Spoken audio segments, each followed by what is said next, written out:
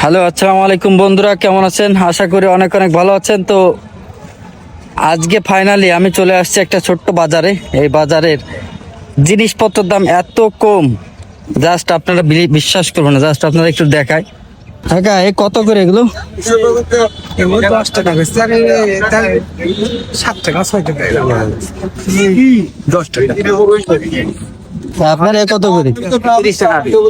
আলু আলু চলেছে। কাকা, এই টমেটো কত করে? টমেটো 20 টাকা বেশি।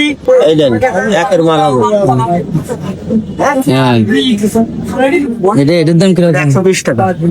শশা কত করে কাকু? 40 টাকা। কাকা, এই পোশাক কত করে? হ্যাঁ কাকু, এই মাছ এটা কত করে?